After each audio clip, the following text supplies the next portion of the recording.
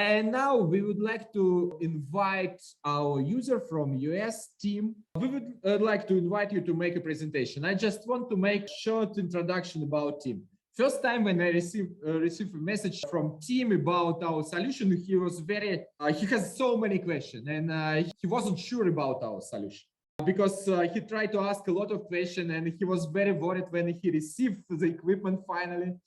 And now I would like, if it's possible, to share real feedback about TOPODRONE equipment from OS. All right. Well, first off, thank you, Maxim, and to all the guests. The presentations have been outstanding. So I've actually learned new stuff today. It's been very good.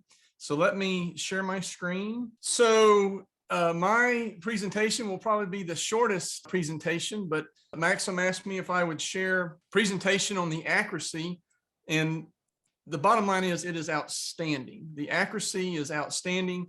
So many good points have already been made regarding the accuracy of the Topo LiDAR systems. And I will move, and I'll just tell you, my name is Tim Durham. My company is Midsouth Drone Services. We are right outside of Memphis, Tennessee in the United States. And so I know we have some people in the US maybe watching, but many people in other parts of the world.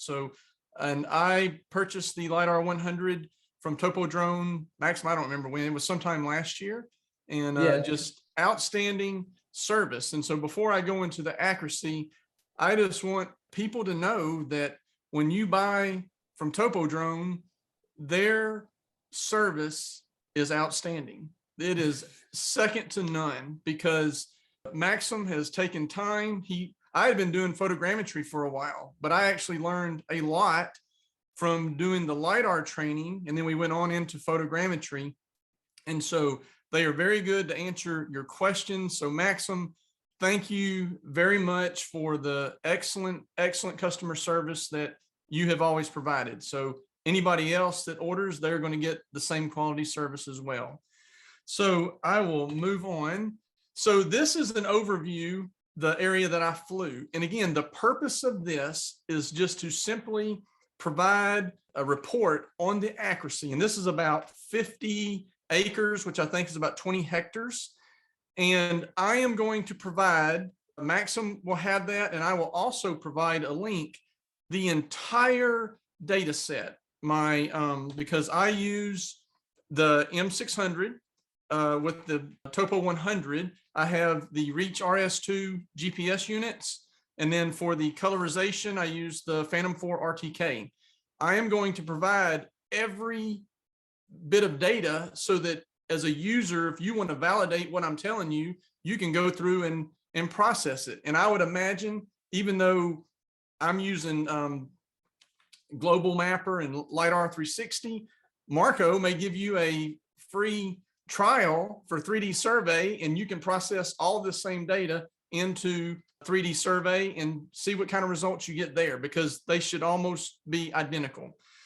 So moving along, you see a picture of the base unit in the corner. I'm just going to run through these slides real quick. I just want you to understand what was my workflow. So I set up a base, I processed it using PPK, and there's the results you see there. There is the base unit. I did 35 checkpoints over this 50 acres. And so a lot of them are physical areas on the ground that can be re-scanned later just for verification. And then here are all 36 points that I did post-processing on and their values. And I look forward to the new updated software, but I want to tell you that the ease of using Topo LiDAR system, it is wonderful. It is intuitive.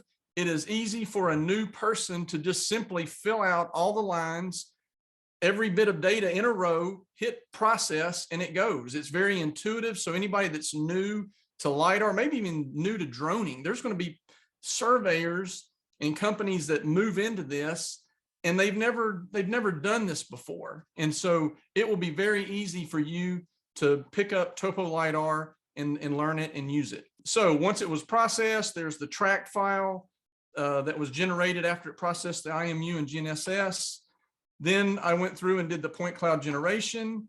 And I like to say this is where the magic starts. Man, you see the point cloud starting to be generated. And once it was done, I then bring it into LiDAR 360. Again, there's the trajectory.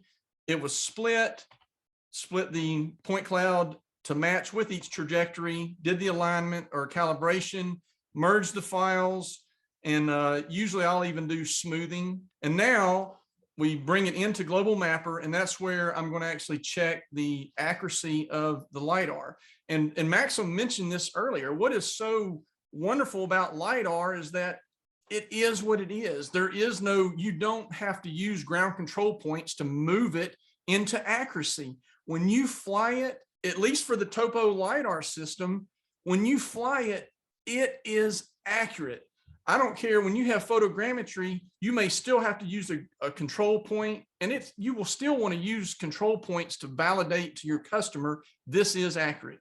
But there is no moving the LiDAR point cloud. It is just accurate as is. So the next thing I do is I brought in the photogrammetry orthomosaic image that I flew with the P4 RTK.